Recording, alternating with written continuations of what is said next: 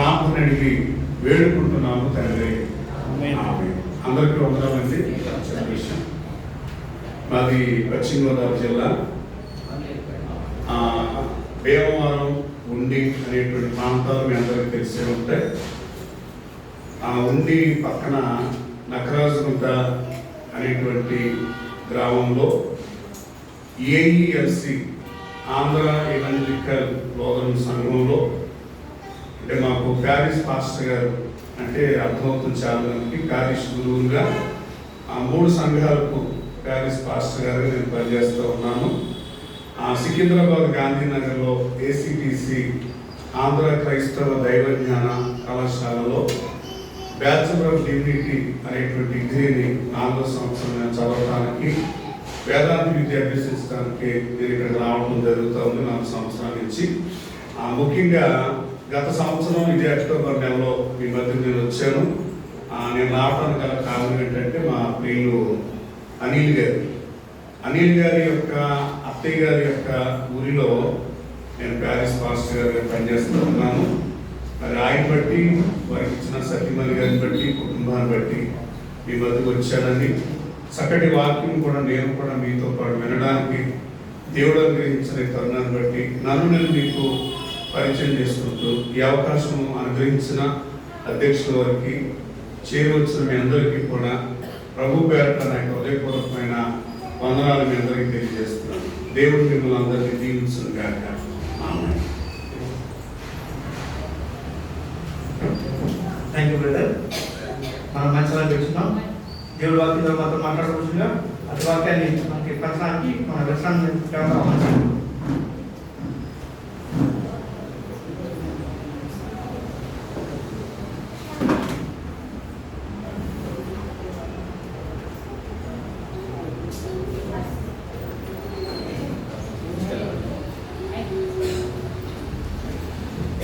Sunday school పిల్లలు కిందికి వెళ్ళాల్సింది కోరుతా ఉన్నాను. ఏమి మా వ్యూలా ఈరోజు సండే స్కూల్ టీచర్గా వాళ్ళు పనిచేస్తుంది.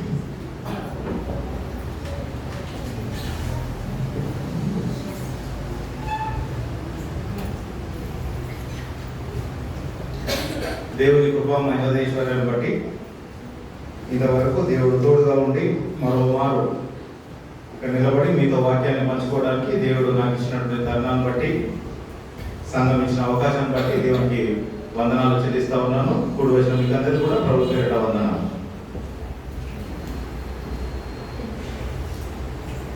ఈరోజు మనము నేర్చుకోబోయేటువంటి వాక్య భాగంలో హితబోధ యొక్క ప్రాముఖ్యత ఏంటి అని మనం గమనించాలి. దాని ఇంగ్లీష్లో the importance of sound doctrine అని వచనాల్లో తెలియజేయబడింది. హితబోధ యొక్క ప్రాముఖ్యత ఏమిటి? బోధ చాలా మంది సువార్తికులు చేస్తారు, చాలా రకాలుగా మనకు వినబడతా ఉంటుంది. కానీ దేవుని వాక్యంలో హితబోధ అనేటువంటి మాటని పలుసార్లు రాయడం జరిగింది.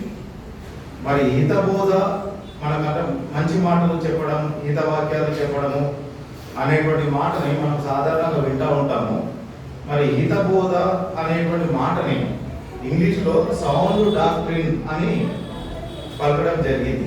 డాక్ట్రిన్ అనేటువంటి మాటకి, బోధ అనేటువంటి మాటకి టీచింగ్ అనేటువంటి ఒక పర్యాయ పదం ఉంది. అంటే ఉపదేశము, లేదంటే సిద్ధాంతము, లేదంటే చట్టము, నియమము అనేటువంటి పర్యాయ పదాలు హితబోధకి, బోధ అనేటువంటి మాటకి మనం చూస్తూ ఉంటాం. కానీ ఇక్కడ దాని ముందు ఇంకొక విశేషణాన్ని రాయడం జరిగింది. ఏంటంటే సౌండ్ డాక్ట్రిన్, హితబోధ అనేటువంటి మాటని రాయబడడం జరిగింది. మన హితబోధ అంటే ఏంటిదో, దాని యొక్క ప్రాముఖ్యత ఏంటిది, దానివల్ల మనకు కలిగేటువంటి ప్రయోజనం ఏమిటి అనేది ఈరోజు మనం లేఖనానుసారంగా తెలుసుకుందాం. చూసినట్లయితే అపోస్తల కార్యంలో 2వ అధ్యాయంలో 42వ వచనంలో మనం చాలాసార్లు ఈ వాక్యాన్ని కంటతాగా తెలిసి ఉంటుంది.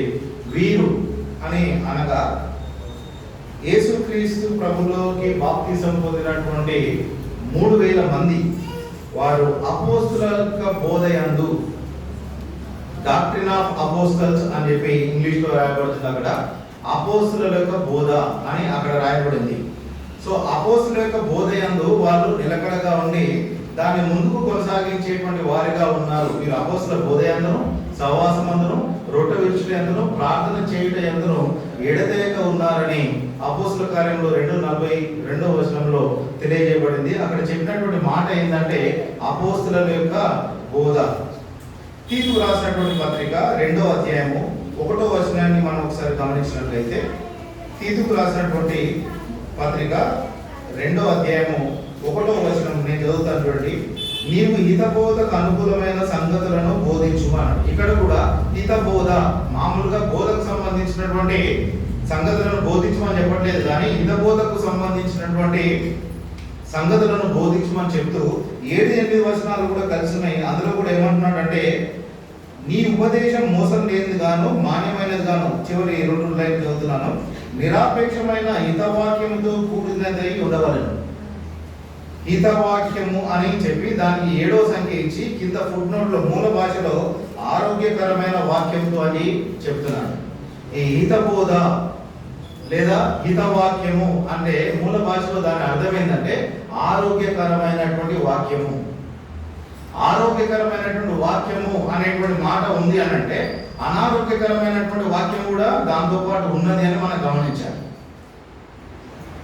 పౌలు తిమోతి, తీతు పత్రికలు రాస్తూ వారికి అంటే వారు బోధకులై ఉన్నారు కాబట్టి యవనస్తులైనటువంటి దైవ సేవకులకు పత్రికలు రాస్తూ ఈ పత్రికలలో తిమోతికి రాసినటువంటి మొదటి పత్రిక, తిమోతి రాసినటువంటి 2వ పత్రిక, తీతుకు రాసినటువంటి పత్రికలలో వారు బోధ చేసేటువంటి దైవ సేవకులై ఉన్నారు కాబట్టి వారికి బోధ నిమిత్తము జాగ్రత్తగా ఉండాలని చెప్పి వారిని హెచ్చరిస్తూ రాస్తున్నటువంటి మాటలలో హితబోధ అనేటువంటి మాటను పలుసార్లుగా వాడినట్టుగా మనం గమనించవచ్చు. కాబట్టి హితబోధ నార్మల్ బోధకి, ఆరోగ్యకరమైన బోధకి, తర్వాత అనారోగ్యకరమైనటువంటి బోధకి వ్యత్యాసం ఉంటుంది అని మనం గమనించాలి. కాబట్టి మనకు వినబడేటువంటి బోధంతా కూడా ఆరోగ్యకరమైనటువంటి బోధన, అది ఈరోజు మనం గమనిస్తా ఉన్నాం. కాబట్టి నేను చెప్పేది కూడా ఆరోగ్యవంతమైన బోధన కాదా అని ఈ వారం మొత్తం మీరు దాన్ని పరిశీలించాలి. లేఖనానుసారంగా మనము రిఫరెన్స్తో పాటు చెప్తున్నప్పుడు నీకు సమయం దొరికినప్పుడు దేవుని వాక్యం అలాగూ ఉన్నా లేవు అని బెరియాలో ఉన్నటువంటి క్రైస్తవులు ఏ రకంగా వాళ్ళు తెస్సలోనిక వారి కంటే గనులైగా ఎంచబడ్డారు, వారు లేఖనాలను పరిశీలించడం ద్వారానే వారు తెస్సలోనిక వారి కంటే కూడా గనులై ఉన్నారని దేవుని వాక్యము తెలబడుతుంది. కాబట్టి మనం గనులుగా ఎంచబడడానికి చెప్పబడినటువంటి వాక్యాన్ని మరోమారు పరిశీలించవలసిన వారంగా ఉంటున్నాం. కాబట్టి హితబోధ అనేటువంటి మాట మనకు చాలాసార్లు దైవ గ్రంథంలో తెలియజేయబడుతూ అపోస్తలుడైన పౌలు సువార్తికులను హెచ్చరిస్తూ తెలుపబడినటువంటి మాటలో సౌండ్ డాక్ట్రిన్, హితబోధ, దాని యొక్క ప్రాముఖ్యత ఏందో నువ్వు తెలుసుకొని ఇతరులకు బోధించు అని చెప్పి తిమోతికి, తీతుకి రాసి ఈ విధమైనటువంటి మాటల్ని చెప్తా ఉన్నాడు. తిమోతికి రాసినటువంటి 2వ పత్రిక చదవబడిన వాక్యంలో కూడా చూసాము. సోదరు రాజే చదవబడిన భాగంలో 4వ అధ్యాయము 3వ వచనాన్ని ఒకసారి గమనిస్తాం. ఎందుకనగా జనులు హితబోధను సహింపక అని చెప్తున్నాడు. అక్కడ కూడా హితబోధ అనేటువంటి మాటను వాడి 6వ సంఖ్య అక్కడ వేసి కింద ఫుట్ నోట్ లో ఏమని చూపిస్తున్నారు? మూల భాషలో అది ఆరోగ్యకరమైనటువంటి బోధ. ఆరోగ్యకరమైనటువంటి బోధకు మనము చెవియొగ్గాలి. కానీ ఇక్కడ జనులు ఏమై ఉన్నారు? హితబోధను సహింపలేకపోయినారు. మరి దేవుని దృష్టిలో హితబోధను సహించేటట్టుగా మనం ఉండాలని దేవుడు మనల్ని తన వాక్యం ద్వారా హెచ్చరిస్తా ఉన్నప్పుడు మనం హితబోధకు అనుకూలమైనటువంటి వాతావరణాన్ని కల్పించి హితబోధకు అనుకూలంగా మన జీవితాలని కట్టుకునేటువంటి వారుగా ఉండాలని మిమ్మల్ని కోరుతా ఉన్నాను. సింపుల్గా చెప్పాలంటే హితబోధ అని అంటే అర్థం ఏంటిదంటే దేవుడు మన ఆత్మను రక్షించడానికి వాక్యాన్ని ఇచ్చి ఆ వాక్యం ద్వారానే ఆత్మని భద్రపరిచి ఆ వాక్యం ద్వారానే మనల్ని తీర్పులోకి తీసుకొచ్చి ఆ వాక్యం ద్వారానే దేవునితో కూడా నిత్యత్వానికి తీసుకుపోవడానికి అనుకూలమైనటువంటి వార్త. ఆ వార్తలో మనము నిలిచి ఉండాలి. కారణం ఏంటంటే దేవుని వాక్యానికి వెలుపల మనకు విశ్వాసం అంటే ఏందో తెలియదు, దేవుని వాక్యానికి వెలుపల మనకు పరిశుద్ధత అంటే తెలియదు, దేవుని వాక్యానికి వెలుపల మనకు పాపం అంటే ఏందో తెలియదు. దేవుని వాక్యం లేకుండా మనం నిత్యత్వంలోకి దేవునితో పాటు తీసుకుపడతామనేటువంటి నమ్మకము ఉండదు. కాబట్టి దేవుని వాక్యంలోనే దేవుని వాక్యం ద్వారానే ఆత్మల యొక్క రక్షణ ఉంటది. అది హితవాక్యం ద్వారానే ఆత్మల యొక్క రక్షణ ఉంటదని మనం గమనించాలి. కాబట్టి సువార్థికులకు రాస్తూ హితబోధ, హితవాక్యము, ఆరోగ్యకరమైనటువంటి వాక్యము, సౌండ్ డాక్ట్రిన్ అనేటువంటి మాటను వాడడం జరిగింది. కాబట్టి సువార్థికులకు ఆ విధమైనటువంటి హెచ్చరికల్ని పౌలు అందజేస్తా ఉన్నాడు. మరి ఆరోగ్యకరమైనటువంటి బోధ ఎందుకు కలిపి చెరిపేటువంటి అవకాశము దేవుని వాక్యంలో మనం కొన్ని సందర్భాల్లో చూస్తూ ఉంటాం. కలిపి చెరిపే వాక్యం ఎందుకు చేర్చబడింది అని అంటే, ఆదిమ సంఘంలో అది మొదటి శతాబ్దంలోనే యూదుల ప్రభావము క్రైస్తవుల మీద చాలా తీవ్రంగా ఉంది. కాబట్టి యూదుల యొక్క ఆచారాలన్నీ కూడా క్రైస్తవుల మీద రుద్దడం జరిగింది. యూదులు అంటే మనం అనుకుంటాం చాలా మంది క్రైస్తవులకి యూదులకి క్రైస్తవులకి ఉన్నటువంటి డిఫరెన్స్ తెలియదు. మన బైబిల్ క్లాస్లో గత కొన్ని వారాల నుంచి, కొన్ని నెలల నుంచి మనం నేర్చుకుంటున్నటువంటి అంశం ఏంటంటే, దేవుని యొక్క వాక్యాన్ని, సత్యవాక్యాన్ని సరిగా విభజించి చదువుకోవడంలో క్రైస్తవుల యొక్క కాలాన్ని, అంటే ఈ కాలాన్ని మొత్తాన్ని కూడా దేవుడు 3 యుగాలుగా విభజించినాడు. ఒకటి పితరుల యుగము, ఒకటి మోషే యుగము, ఒకటి క్రైస్తవుల యుగం.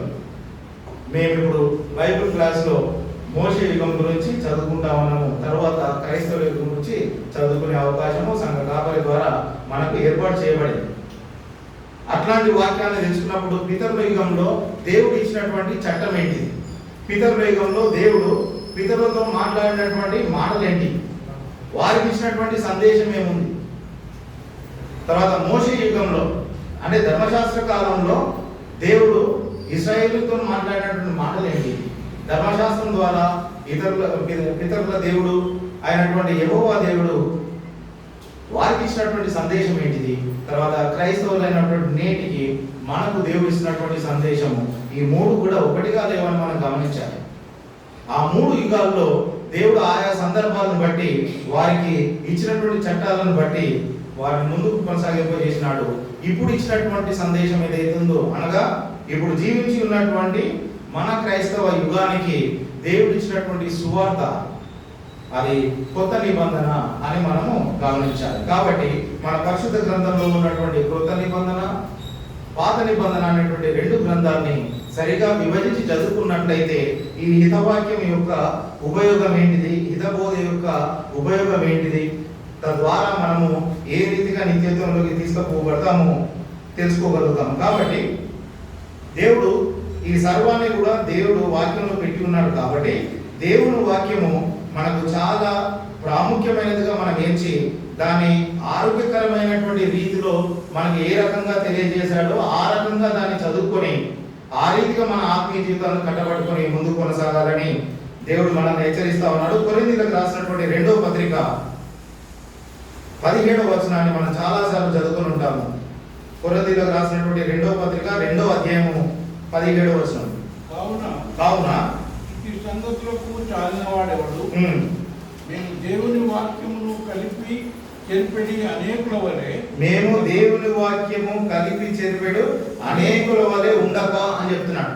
దేవుని వాక్యానికి కలిపి చెరిపెడి వారు ఎంతమంది ఉన్నారని అక్కడ అపోస్తలుడైన పౌలు చెప్తూ ఉన్నాడు. అనేకులు ఆ రీతిగా ఉన్నారు. అంటే పౌలు మాట్లాడుతున్నప్పుడు దేవుని వాక్యాన్ని కలిపి చెరిపేడు వారు ఫ్యూచర్ లో వస్తారని చెప్తున్నారా, లేదంటే అప్పటికే ఉన్నారని చెప్తున్నాడా? అప్పటికే ఉన్నారు. దేవుని వాక్యాన్ని కలిపి చెరిపేడు వారు అప్పటికే అనేకులు ఉన్నారని పౌలు సాక్ష్యం ఇస్తూ, వారిలాగా మేము లేము, వారిలాగా మేము లేక మేము దేవుని వాక్యం కలిపి చెరిపేడు అనేకుల వారు ఉండక నిష్కాపట్యము గల వారమును దేవుని వల్ల నియమింపబడిన వారమై ఉండి క్రీస్తునందు దేవుని ఎదుట బోధించిన అనేకులు దేవుని వాక్యాన్ని కలిపి చెరిపెడి వారి వల్ల ఉన్నారు. కాబట్టి ఆ కలిపి చెరిపెడి వాక్యంలోకి మీరు కొనిపోబడినట్లయితే ఆరోగ్యకరమైనటువంటి వాక్యంలో కాదు, అనారోగ్యకరమైనటువంటి వాక్యంలోకి మీరు తీసుకోబడి ఉంటారు. కాబట్టి మీరు నిత్యత్వంలో తీసుకురావడానికి కష్టపడతారు, కష్టమవుతుంది. ఆరోగ్యకరమైనటువంటి బోధలోనే, ఆరోగ్యకరమైంది అంటే శ్రేష్టమైంది, సౌండ్ అంటే అక్కడ ఆరోగ్యకరమైంది అని చెప్తున్నాడు. హితం, ఆరోగ్యకరమైనటువంటి వాక్యం ఏదైతే ఉందో అది చాలా ఉపయుక్తమైనటువంటి వాక్యమై ఉన్నది. అట్లాంటి వాక్యానికి అనేకులు కలిపి చెప్తా ఉన్నారు. అట్లాంటి వారి వల్ల మేము లేము అని పౌలు అప్పటికీ చెప్తున్నాడు.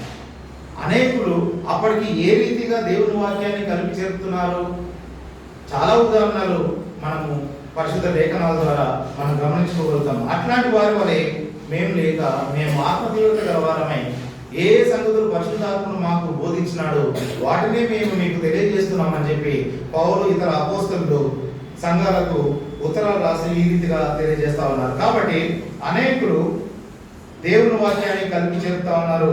మరి ఆ దేవుని వాక్యానికి కలిపి చెప్పేది ఏమై ఉంది? వాళ్ళు వాళ్ళ ఊహకు వచ్చినటువంటి మాటలు కలిపి చెప్తున్నారా, లేదా దేవుని వాక్యాన్ని కలిపి చెప్తున్నారా?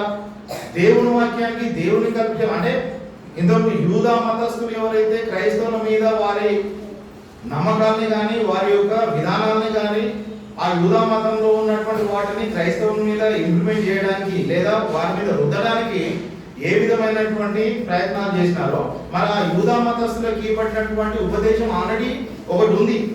దాన్ని మనం ఏమంటున్నాం అంటే పాత నిబంధన గ్రంథం అంటున్నాం. పాత నిబంధన గ్రంథము యూదులకు ఇశ్రాయేలీయులకు ఇవ్వబడినటువంటి అప్పటి చట్టం. అది అప్పటికి అది ఇశ్రాయేలీయులు ఉన్నప్పుడు అది వారికి ఆరోగ్యకరమైనటువంటి చట్టం, ఆరోగ్యకరమైనటువంటి బోధ, వారికి అది హితబోధ.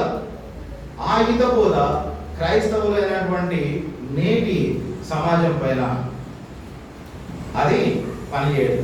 క్రైస్తవులకు ఒక కొత్త చట్టము దేవుడు కొత్త నిబంధన ద్వారా సూచించినాడు. కాబట్టి మనం కొత్త నిబంధన క్రింద ఉన్నాము. ఆ ఉపదేశాన్ని అపోస్తలులు మనకు తెలియజేసినారు. ఆ ఉపదేశానికి ఇతరులు కలిపి చెప్పేటువంటి వారు అనేకులు ఉన్నారు. కాబట్టి మీరు జాగ్రత్తగా ఉండాలని అపోస్తలుడైనటువంటి పౌలు సంఘాలని హెచ్చరిస్తా ఉన్నారు. చూడండి, ద్వితీయోపదేశ కాండము 5వ అధ్యాయం 1 వచనాల్లో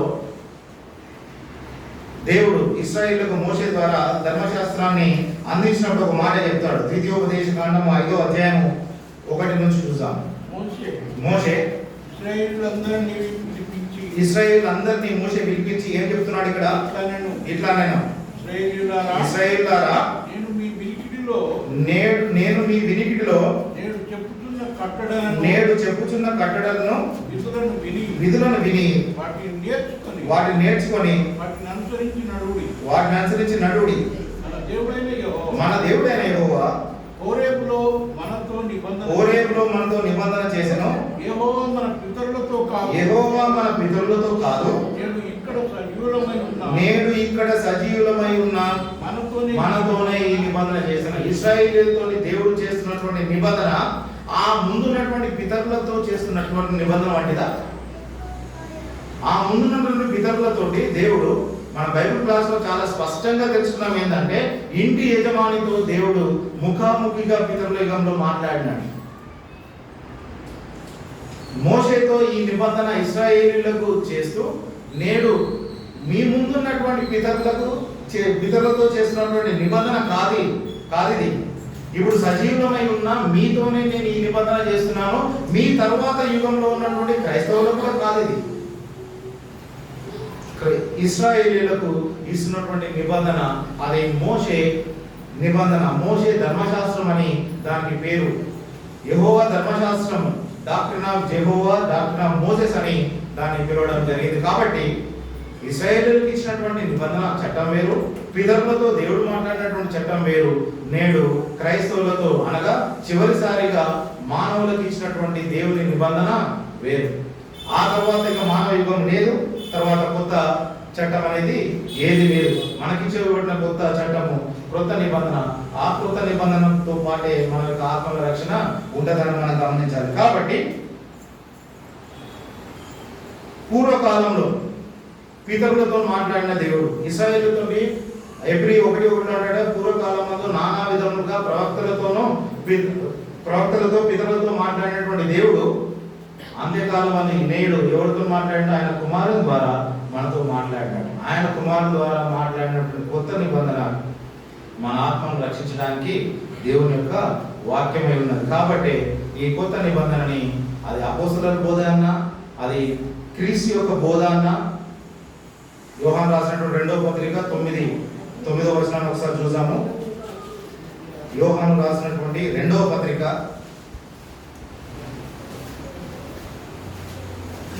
బోధ యందు నిలిచి ఉండక 9వ వచనంలో క్రీస్తు బోధ యందు నిలిచి ఉండగా దాన్ని విడిచి ముందుకు సాగు ప్రతి వాడును దేవుని అంగీకరింపని వాడు ఆ బోధ యందు నిలిచి ఉన్నవాడు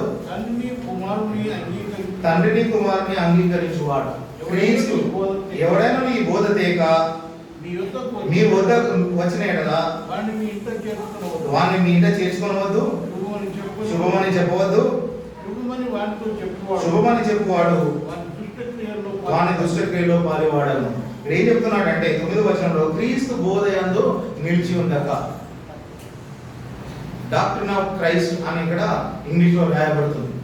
అపోస్తల కార్యం 2:42 అపోస్తల బోధ అన్న, యోహాను రాసినటువంటి 2వ పత్రిక 9వ వచనంలో క్రీస్తు బోధ అన్న, లేదంటే దీనికి చాలా పర్యాయ పదాలు కృత నిబంధన గ్రంథం అన్న, సువార్త అన్న, లేదంటే రోమా 8:1-2 వచనాల్లో చెప్పినట్టు జీవం నిచ్చు ఆత్మ యొక్క నియమం అన్న, యాకోబు రాసినటువంటి పత్రిక 1:25లో చెప్పినట్టుగా స్వాతంత్రం నిచ్చు సంపూర్ణమైనటువంటి నియమం. కృత నిబంధనకు ఉన్నటువంటి పర్యాయ పదాలు ఇవి. క్రీస్తు బోధ, అపోస్తల బోధ వేరు కాదు, కానీ అనాదిలో దేవుడు సంకల్పించినటువంటి సువార్తనే క్రీస్తు ద్వారా ఈ లోకానికి తేబడి పరిశుద్ధాత్మ ద్వారా అపోస్తలకు తెలియజేయబడినటువంటి ఆ వార్తనే అపోస్తలు మనకు తెలియజేసినారు. దాని యందు మనం కొనసాగడమే హితవాక్యము లేదా హితబోధ అయి ఉన్నది. ఇది కాక మరి వేరే ఏది కూడా చేసినా కానీ అది కలిపి చెరిపడి వాక్యం వలె ఉంటుందని యేసుక్రీస్తు ప్రభువు కూడా తనంతట తాను ఏదిగా మాట్లాడి అనాదిగా దేవుడు సంకల్పించినటువంటి నిర్ణయాన్నే దేవుడు ముందు చేసినట్టుగానే ప్రభు దాన్ని తీసుకొని వచ్చినాడు.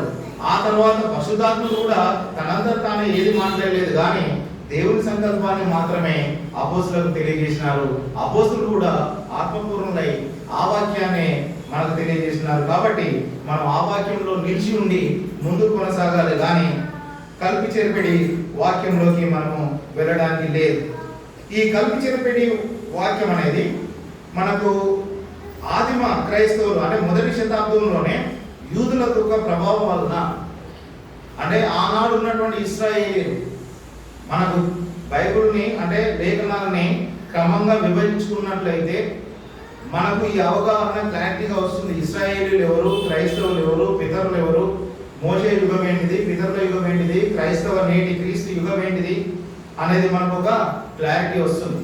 అబ్రహాము, ఇస్సాకు, యాకోబు, అబ్రహాము నుంచి చెప్తున్నా నేను, అబ్రహాము, ఇస్సాకు, యాకోబు 12 మంది కుమారులు. వాడు ఐగుప్తుకు వెళ్ళి అక్కడ విస్తరించి అక్కడ దాస్యంలో ఉండి ఆ తర్వాత మోషే ఎన్నుకొని మోషే ద్వారా వారిని ఐగుప్తు దాస్యం నుంచి బయటికి విడుదల చేసిన తర్వాత యెహోషువ నుంచి ద్వారా వారు కానాన్లో ప్రవేశించి వారిని పరిపాలించడానికి దేవుడు న్యాయాధిపతులను ఏర్పరిచి, న్యాయాధిపతుల్లో సమూయేలు చివరి వాడైనప్పుడు సమూయేలు కుమారులు సమూయేలు లాంటి వారు కాదు కాబట్టి మాకు సకల జనుల మర్యాద చొప్పున మాకు రాజు కావాలంటే బెన్యామీను గోత్రం నుంచి సౌలుని రాజుగా ఎన్నుకొని సౌలు నుంచి దావీదును, దావీదు నుంచి సొలొమోనును 40 సంవత్సరాలు వారు దేవుణ్ణి ప్రజల్ని పరిపాలించి, సమూయేలు తర్వాత ఈ ముగ్గురు రాజులు, సొలొమోను తర్వాత వచ్చినటువంటి రెహబాము కాలంలో రాజ్యము రెండుగా చీలిపోయింది. యెరోబాము నాయకత్వంలో యెరోబాము యూదా 12 గోత్రాల్లో 10 గోత్రాలని ఒక ఇశ్రాయేలు రాజ్యంగాను, యూదా బెన్యామీను గోత్రాలని 2 ఇంకొక రాజ్యంగాను యూదా రాజ్యంగా చేయబడింది. కాబట్టి మనం పాత నిబంధన చదువుతున్నప్పుడు ఓ యూదా అని రాయబడి ఉంటుంది. యూదా అని రాయబడి నేను చిన్నప్పుడు అనుకునేవాడు ఇస్కరియోతు యూదా కృత నిబంధనలో ఉన్నాడు, అక్కడ యూదా అంటున్నాడు ఏంటి? చిన్నప్పుడు నాకు అర్థం కాలేదు. ఓ యూదా అంటే యూదా రాజులు అంటే యూదా రాజ్యంలో ఉన్నటువంటి జనాలు. ఓ ఇశ్రాయేలీయులారా అన్నప్పుడు వాళ్ళు ఇశ్రాయేలు 10 గోత్రాలకు సంబంధించినటువంటి వారు విగ్రహారాధన చేసినప్పుడు దేవుడు ఇష్టంగా లేరు కాబట్టి ఇశ్రాయేలు అందరినీ కూడా చెరకు అప్పచెప్పినారు. యూదా దావీదును బట్టి ఒక 120 సంవత్సరాల వరకు వారికి కొంచెం గ్రేస్ పీరియడ్ ఇచ్చినప్పటికీ కూడా వారు కూడా దేవునికి నమ్మకంగా లేకపోవడం వలన వారిని కూడా అశూరు చెరకి దేవుడు అప్పచెప్పినాడు.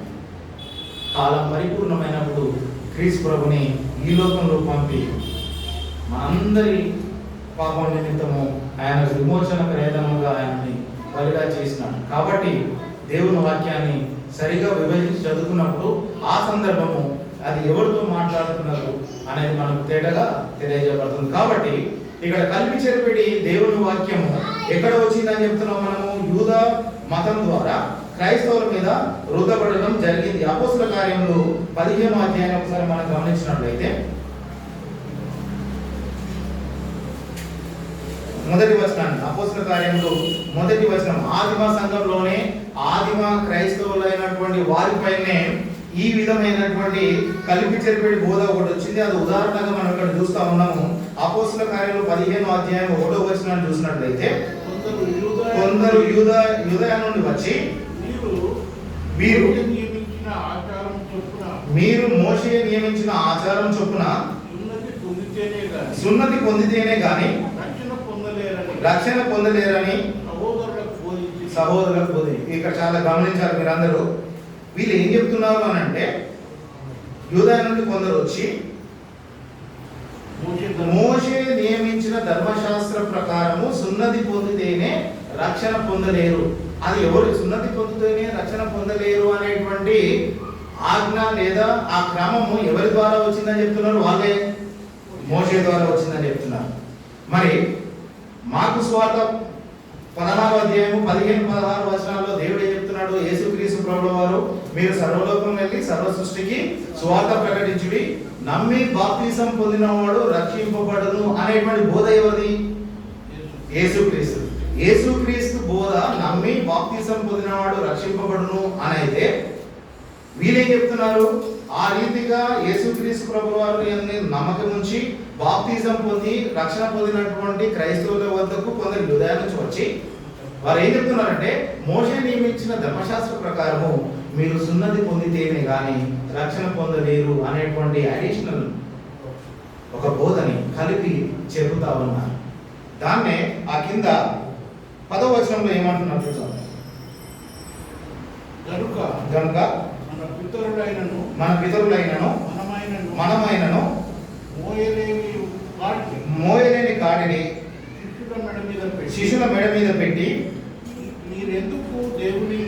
మీరెందుకు దేవుని శోధించున్నారు అంటున్నాడు. ఇక్కడ చాలా క్లియర్ గా చెప్తున్నా, గమనించండి.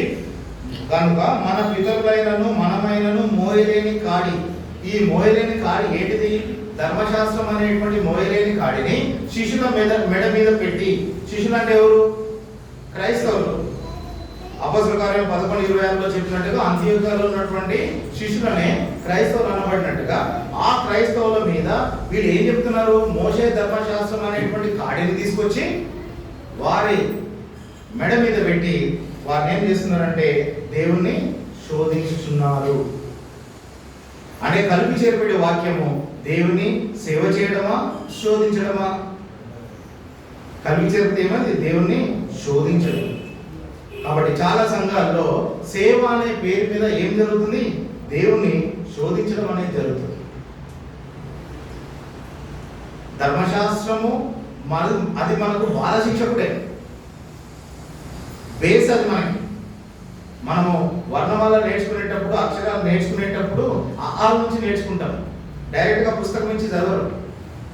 ఆ వర్ణమాల అనేది మనకు పాత నిబంధన, దాన్ని బేస్ చేసుకొని మన కొత్త నిబంధనలో అవన్నీ కూడా యుగాంతమందు ఉన్నటువంటి మనకు బుద్ధి కలగడానికి రాయబడినటువంటి దృష్టాంతాలుగానే పాత నిబంధన చదవాలి. కానీ పాత నిబంధన ద్వారా మనకి ఇప్పుడు రక్షణ లేదు, కొత్త నిబంధన ద్వారానే ఆత్మల యొక్క రక్షణ ఉంటుంది. కాబట్టి ఆ రీతిగా కలిపి చేర్పేట వారు శిశుల మెడ మీద వాళ్ళు మోయలేనటువంటి కాడిని పెట్టి దేవుడిని శోధించుచున్నారు. అదే గలితీలో అయితే కనుక దాని ఏమైనా దాస్యం అనేటువంటి కాడి కింద మీరు మరలా చిక్కుకొనకుడి, అది దాస్యం అనేటువంటి కాడి, దాని నుంచి మీకు క్రీస్తు ప్రభు ద్వారా విడుదల కలగజేయబడింది. కాబట్టి మీరు ధర్మశాస్త్రం కింద ఉండక కొత్త నిబంధనలోకి తేబడినారు. కాబట్టి కొత్త నిబంధన ద్వారా మీకు రక్షణ ఉంటుందని గమనించాలని మొదటి శతాబ్దంలోనే శిష్యులు ఈ రీతిగా హెచ్చరింపబడ్డారు. కాబట్టి మోషే ధర్మశాస్త్రం ప్రకారం సున్నతి పొందితేనే కానీ గలతి 6:15-16 సున్నతి పొందుటే అందునో పొందకపోతే అందునో కూడా ఏమీ లేదు, సున్నతికి ప్రాధాన్యత లేదు. ఇప్పుడు పాత నిబంధనలో ఇశ్రాయేలీయులకు ఇచ్చినటువంటి ఆజ్ఞలకి, క్రొత్త నిబంధనలో నేటి క్రైస్తవులకి ఇవ్వబడిన ఆజ్ఞలకి కంప్లీట్ డిఫరెన్స్ ఉంటుంది. ఆ డిఫరెన్స్ని, ఆ యొక్క వ్యత్యాసాన్ని మనం గమనించడమే హితబోధ, హితవాక్యము, ఆరోగ్యకరమైనటువంటి బోధ. దాని ద్వారానే మానవుల యొక్క రక్షణ ఉంటుంది. అది దేవుడు అనాదిగా తాను చేసినటువంటి సంకల్పమై ఉన్నది. కాబట్టి ఆ సంకల్పాన్ని బట్టి మనం ముందుకు కొనసాగవలసిన వారమై ఉన్నాం. కొరింథీయులకు రాసినటువంటి 2వ పత్రిక 3వ అధ్యాయము, కొరింథీయులకు రాసిన 2వ పత్రిక 3వ అధ్యాయము 6వ వచనాన్ని ఒకసారి చూద్దాం.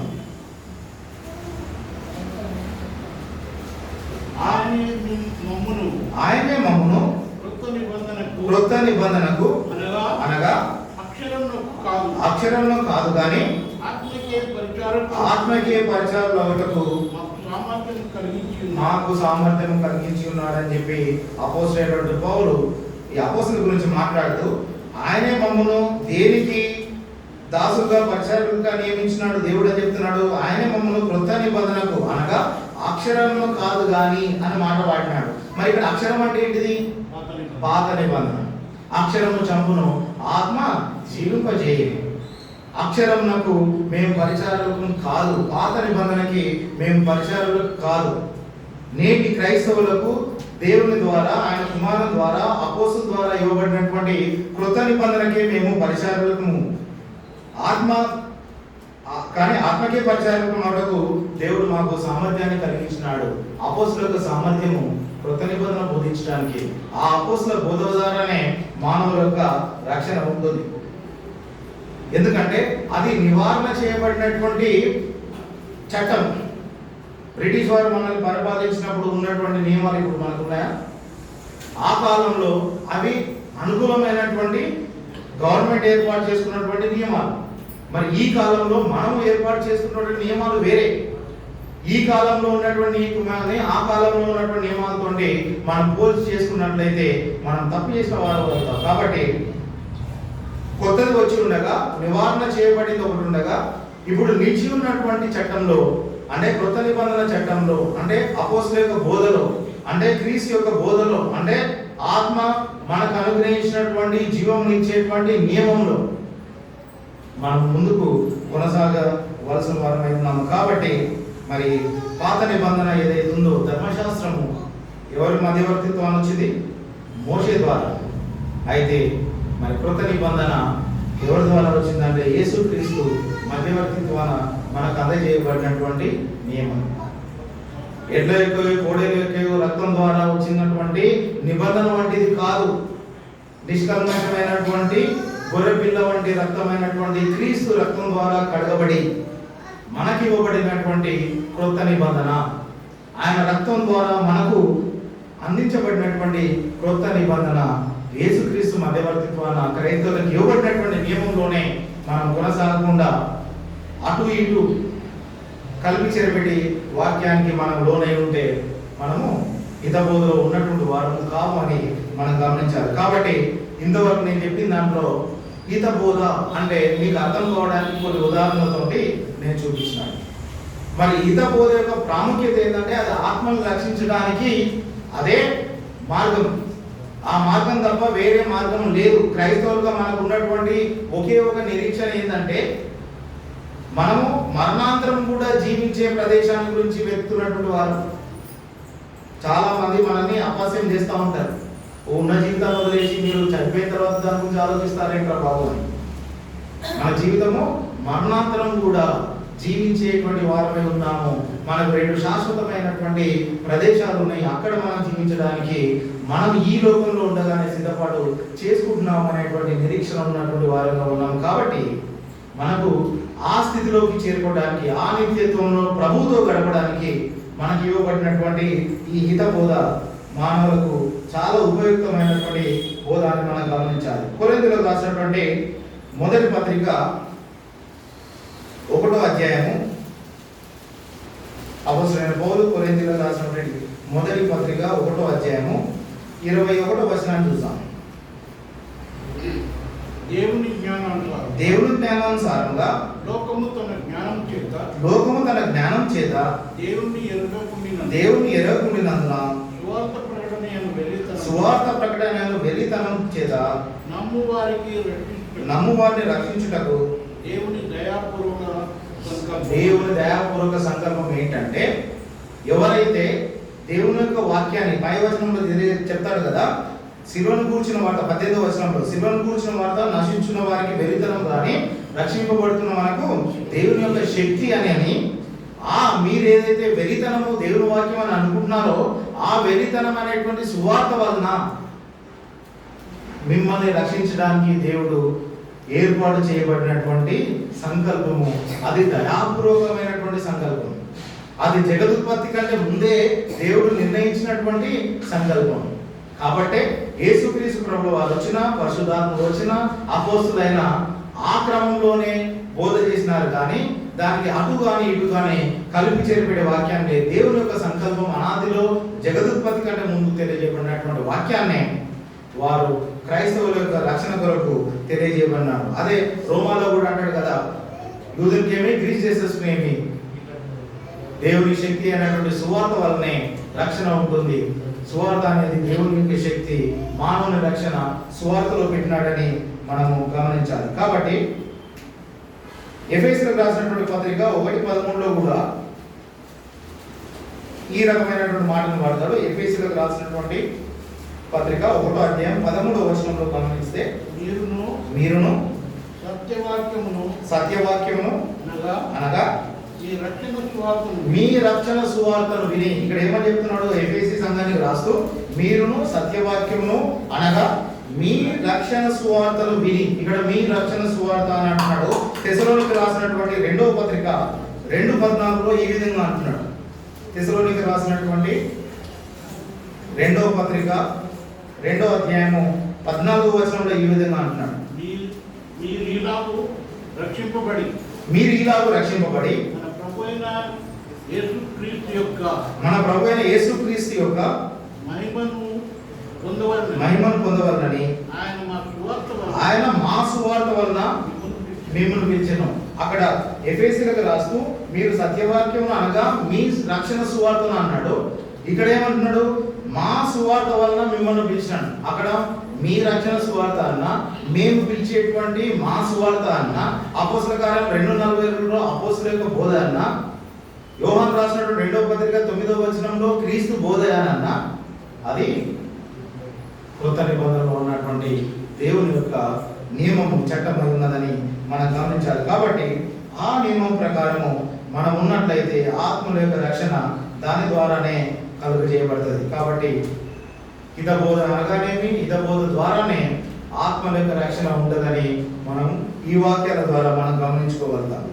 చివరిగా నేను చెప్పేవే ఇంకొక అంశము, హితబోధ యొక్క ప్రయోజనం ఏంటంటే, సంఘాలు బలంగా కట్టబడటానికి, ఆత్మీయంగా సంఘ సేవకులు బలంగా దేవుని వాక్యాన్ని బోధించడానికి హితవాక్యం లేదా ఆరోగ్యకరమైనటువంటి వాక్యం లేదా హితబోధ, సౌండ్ డాక్ట్రిన్ చాలా ఉపయోగపడుతుందని మనం గమనించాలి. అంటే మరి సౌండ్ డాక్ట్రిన్ చెప్పాను కదా, హితబోధ అంటే కొత్త నిబంధనల చట్టానికి అటు ఇటు కదలకుండా మన జీవితాన్ని కట్టుకొని ముందుకు కొనసాగేటువంటి ఈ నియమాన్ని మనం హితబోధ అని అంటున్నాం.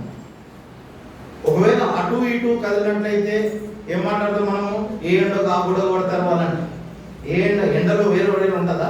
లేదు. ఆ మాట ఏంటంటే అవసరాన్ని బట్టి దేవుని వాక్యాన్ని మాట్లాడే వారిని ఆ రీతిగా ఏ ఎండకు ఆ గూడు పట్టేటువంటి వారిలా కాకుండా, దేవుడు మనకి ఇచ్చినటువంటి ఉపదేశానికి అటు ఇటు కాకుండా, కలిపి చేరకుండా మన జీవితాన్ని అపోస్తల బోధలో, క్రీస్తు యొక్క బోధలో కట్టుకునేటువంటి వారిని మనము సౌండ్ డాక్ట్రిన్ కలిగినటువంటి సంఘం, హితబోధ కలిగినటువంటి సంఘం అని పిలువబడతా ఉంటాం. నాకు తెలిసినటువంటి ఒక మిత్రుడు ఉన్నాడు ఖమ్మంలో. సౌండ్ డాక్ట్రిన్ ఉన్నటువంటి సంఘం ఏది అని ఆయన అడిగినప్పుడు, సౌండ్ డాక్ట్రిన్ ఏంటి అని నన్నే అదేంట్రా అన్నాడు.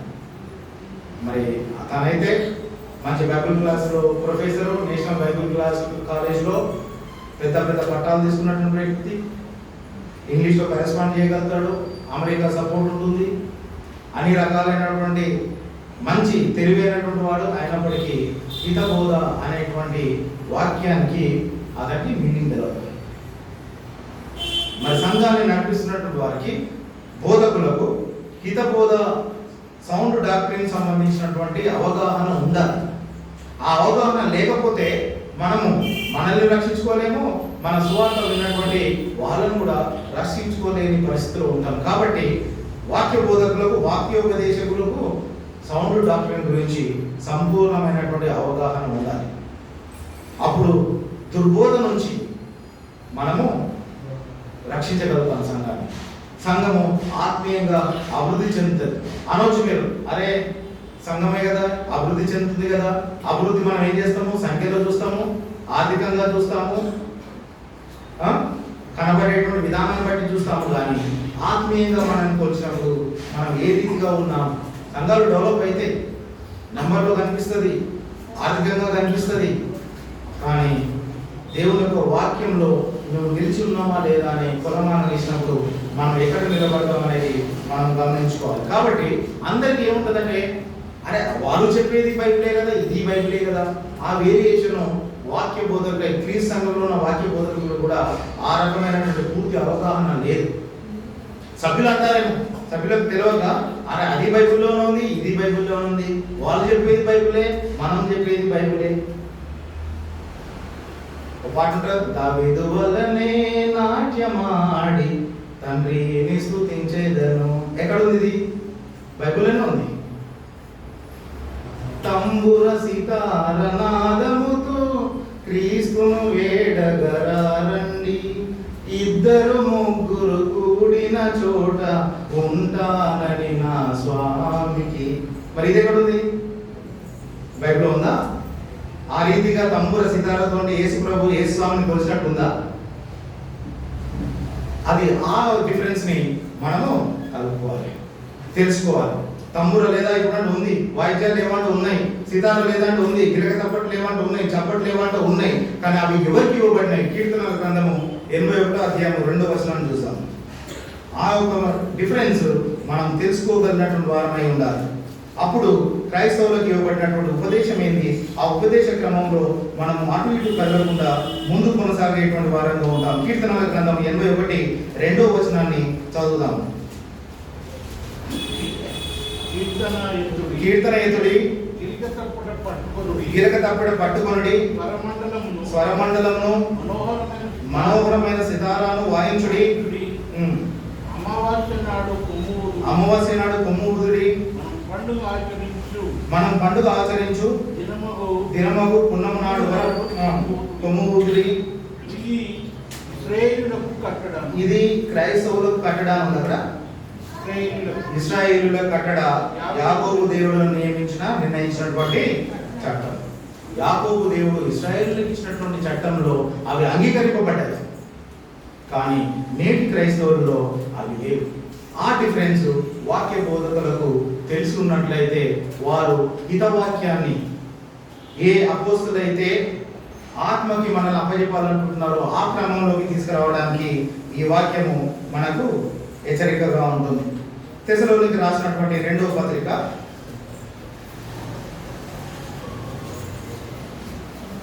2వ అధ్యాయము 15వ వచనం. అందరూ దీన్ని గమనించారు. తెస్సలోనికి రాసినటువంటి 2వ పత్రిక 2వ అధ్యాయము 15వ వచనాన్ని చూసుకుందాం. కాబట్టి సహోదరులారా నిలకడగా ఉండి, అది అండర్లైన్ చేసుకోవాలి. మనం నిలకడగా ఎక్కడ ఉండాలి?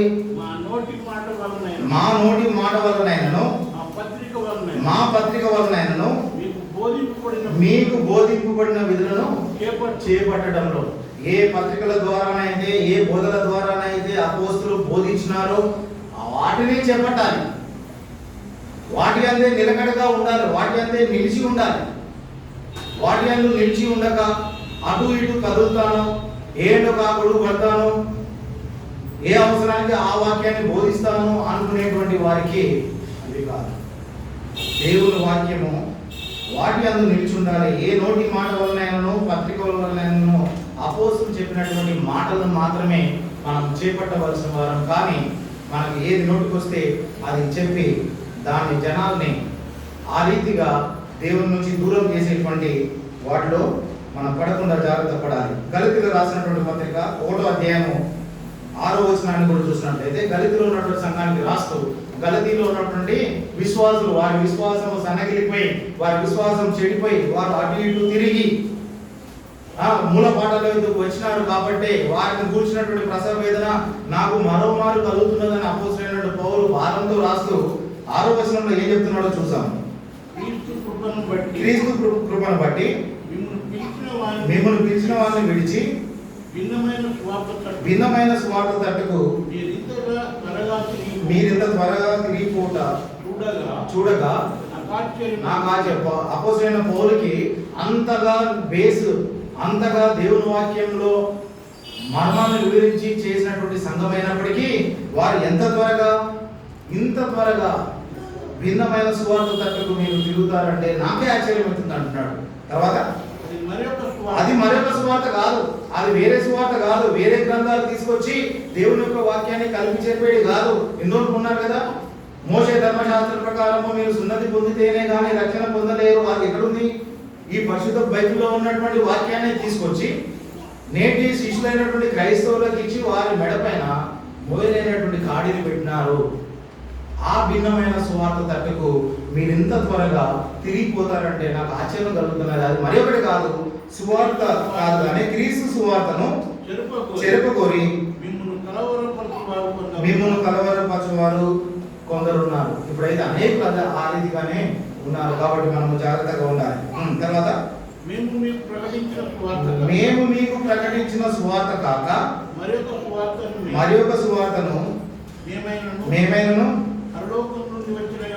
పరలోకం నుండి వచ్చిన దూత అయినను మీకు ప్రకటించిన అతడు శాపగ్రస్తులు అవుతాడు. ఇంత క్లియర్ గా చెప్పబడుతుంది. ఏంటంటే మేము ప్రకటించిన సువార్త కాకుండా భిన్నమైన సువార్తను ఎవరైనా తీసుకొచ్చి మీకు అది పరలోకం నుండి దిగొచ్చిన దూత చెప్పినా సరే శాపగ్రస్తులు అవుతాడు.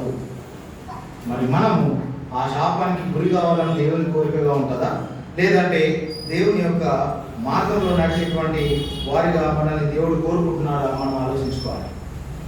పరలోకం నుంచి దిగొచ్చిన దూతనైనా దేవుని వాక్యాన్ని ప్రకటించలేదు. ఉదాహరణ అపోస్తలుల కార్యం 11వ అధ్యాయంలో అపోస్తలుడు ఆయన పేతురు ద్వారా కొర్నేలి కుటుంబానికి దేవుడు రక్షణ కలిగేయడంలో పరలోకంలో ఒక దూత వచ్చి చెప్పింది. యొప్పేలో పేతురున్నాడు, పిలిపించుకొని నువ్వు ఏ మాటల వలన రక్షణ పొందాలో, ఎందుకు కొర్నేలి కుటుంబానికి అదొకటి మాత్రమే కొదగా ఉంది. కొర్నేలి చేసినటువంటి నీతి కార్యాలన్నీ దేవుని సన్నిధికి చేరినాయి, కానీ రక్షణ పొందడానికి కొదవైనటువంటిది ఏదైతుందో ఆ మాటలు ఎవరి మాటలు అవి? పేతురు చెప్పినటువంటి మాటలు. పేతురు స్వతహాగా ఆయన చెప్పినటువంటి మాటల, అవి దేవుడు పరిశుద్ధాత్మ ద్వారా పలికినటువంటి మాటల.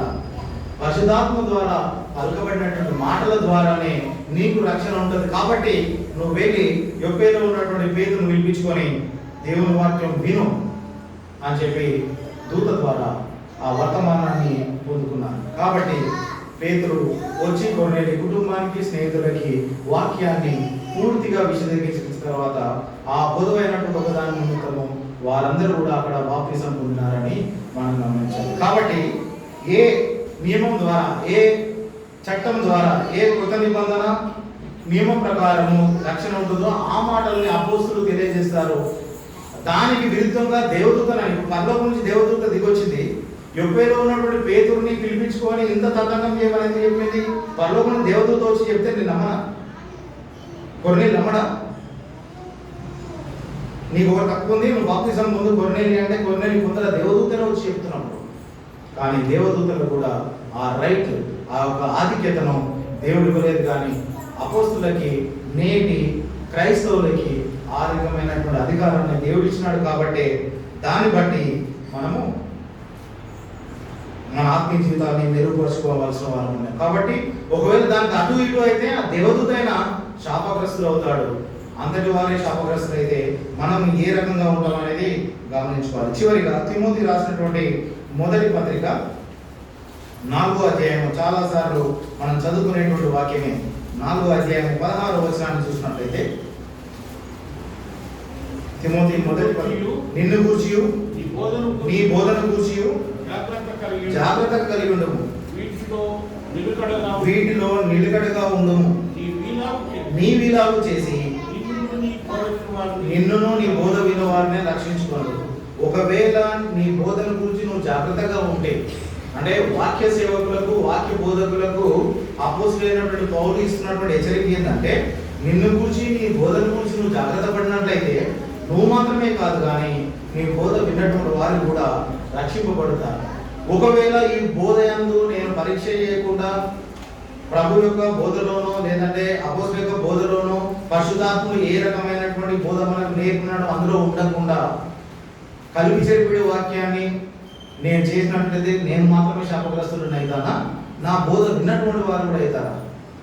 ఆ బోధ విన్నటువంటి వారు కూడా శాపగ్రస్తులు అయ్యేటువంటి అవకాశం ఉంది. కాబట్టి నన్ను నేను రక్షించుకోవడమే కాదు కానీ నీవిలాగు చేసి ఏలాగు చేసి బోధన గురించి జాగ్రత్త కలిగి చెప్పేటువంటి బోధన గురించి జాగ్రత్త కలిగి నిన్నును నీ బోధను వినువారిని రక్షించుకుంటున్నా అని చెప్పి తిమోతికి రాస్తున్నప్పుడు వాక్య సేవకులు వారి వాక్యాన్ని వినేటువంటి వారిని రక్షించడానికి హిత బోధ, సౌండ్ డాక్ట్రిన్, ఆరోగ్యకరమైనటువంటి వాక్యము, అపోస్తులు చూపించినటువంటి వాక్యము, క్రీస్తు ద్వారా మనకు అందింపబడినటువంటి రక్షణ సువార్త మనము ముందుకు కొనసాగాలి. సువార్తను గురించి మనకు చాలా క్లియర్ కట్గా సింపుల్ డెఫినేషన్ ఉంది. యేసుక్రీస్తు ప్రభువు వారు మనందరి నిమిత్తము మృతి పొందాడు, లేఖనాల ప్రకారము మృతి పొందాడు, సమాధి చేయబడ్డాడు, లేఖనాల ప్రకారము లేపబడ్డాడు. మరణము, సమాధి, పునరుత్థానం. ఆ స్వార్థ మాకు అందింపబడింది. మాకు అందింపబడిన స్వార్థనే మీకు తెలియజేస్తామని చెప్పి చెప్తా ఉన్నాడు పౌలు. ఏ సువార్త వలన అయితే మేము రక్షింపబడుతున్నాము, మాకు అందించబడిందో ఆ సువార్త క్రీస్తు మరణ, సమాధి, పునరుత్థానములు మీకు మేము అందిస్తున్నాము. దాని అందు నిలకడగా ఉండి మేము చెప్పినటువంటి వాక్యాల ద్వారా, మేము చెప్పినటువంటి మాటల ద్వారా, మేము రాసినటువంటి పత్రికల ద్వారా మీరు స్థిరపడాలని అపోస్తలుడైన పౌలు అక్కడ ఉన్నటువంటి సంఘాలకే కాదు కానీ నేడు మనకు కూడా ఈ వాక్యం ద్వారా హెచ్చరిస్తా ఉన్నాడు. కాబట్టి మనం శాపగ్రస్తులు అవ్వడానికి దేవుని యొక్క అనాది సంకల్పం కాదు. మనము దేవునిలో ఆశీర్వదింపబడి ముందుకు కొనసాగే వారుగా దేవుడు ఆశించిన రీతిగా మనకు అన్ని సమకూర్చి పెట్టి ఉన్నాడు. మనకు రాయబడినటువంటి మా మాతృభాషలో దేవుని యొక్క వాక్యం ఉంది, వాక్యాన్ని బోధించే సంఘం ఉంది, సేవకులు ఉన్నారు, పరిచారకులు ఉన్నారు. వారి ద్వారా మనము దేవుని వాక్యంలో నిలబడి స్థిరపడి ముందుకు కొనసాగాలని నేను మనందరినీ కూడా ప్రేమపూర్వకంగా కోరుతా ఉన్నాను. దేవుడు నాకు ఇచ్చినటువంటి ఆధిక్యతను బట్టి వాక్యాన్ని పంచుకోవడానికి, ఈ వాక్యం ద్వారా నన్ను నేను హెచ్చరించుకుంటూ మిమ్మల్ని అందరినీ హెచ్చరించడానికి దేవుడు నాకు చెప్పిన కృపను బట్టి మీకు అందరికీ కూడా వందనాలు చెల్లిస్తా ఉన్నాను. Thank you.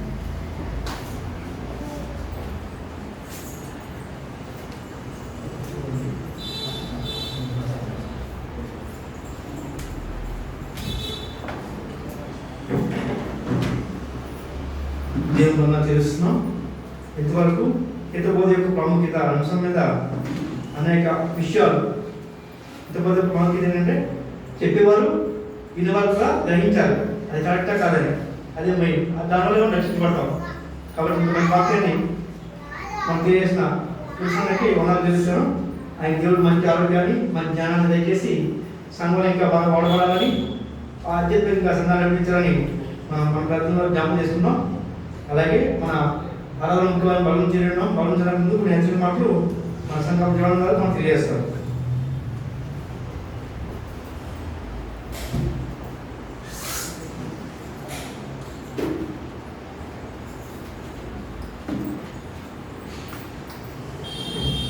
క్రీస్తునందు ప్రియమైన దేవుని బిడ్డలారా, ఇంతవరకు మన సహోదరుడు హితబోధ విషయం చాలా మంచి విషయాలు బోధించాడు. అనేకమైనటువంటి సందర్భాలను తెలియజేసి మనకు బోధించాడు. హితబోధ అనగా అది మనుషులకు మేలు చేసేది. హితం అంటే మేలు చేసేటువంటి బోధ ఏదైతే ఉందో అది అపోస్తుల బోధ, క్రీస్తు బోధ. కాబట్టి ఆ బోధ ఎందుకు నిలిచి ఉండాలనేటువంటి విషయాన్ని వివరంగా తెలియజేసినందుకు సోదరుడు విల్సన్ గారికి వ్యక్తిగతంగా మరి సంఘ పక్షాన కృతజ్ఞతలు తెలియజేస్తా ఉన్నాను. మనము ప్రభువులను సేవించే ముందు 2 వాక్యాలు చదువుకొని మనం ప్రభువులను సేవించున్నాము. లూకా సువార్త 22వ అధ్యాయం 19 నుండి చదువుకున్నాం. పిమ్మట ఆయన ఒక రొట్టె పట్టుకొని కృతజ్ఞతాస్తుతులు చెల్లించి దాన్ని విరిచి వారికి ఇచ్చి, ఇది మీ కొరకు ఇయ్యబడుతున్న నా శరీరం, నన్ను జ్ఞాపకం చేసుకున్నట్టు దీన్ని ఇచ్చేవారని చెప్పాను.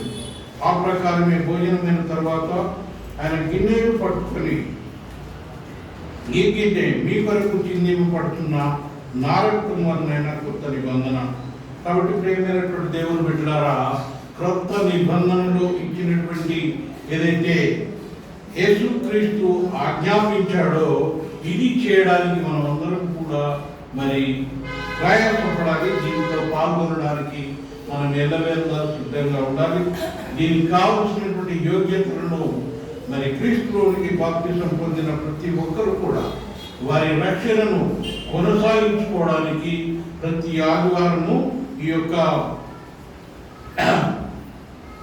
పరిశుద్ధ రొట్టెలోను ద్రాక్షారసంలోను పాల్గొనవలసినటువంటి అవసరం ఉంది. దీనివల్ల మనం ఏం చేస్తున్నామంటే మన రక్షణను మనం కొనసాగించుకుంటున్నాం, మన ఆత్మీయ రక్షణను కొనసాగించుకుంటున్నాం.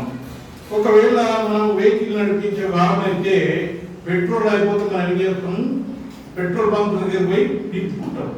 అదేవిధంగా ప్రతి క్రైస్తవుడు తన ఆత్మీయ బలం కొరకు, ఆత్మీయంగా బలపడడానికి ప్రతి ఒక్కరు కూడా ప్రతి ఆదివారము మరి ఈ యొక్క దేవుని ఆజ్ఞను తెలుసాంచడం ఏం చేస్తున్నాం అంటే మన ఆత్మను బలోపేతం చేసుకుంటున్నాం.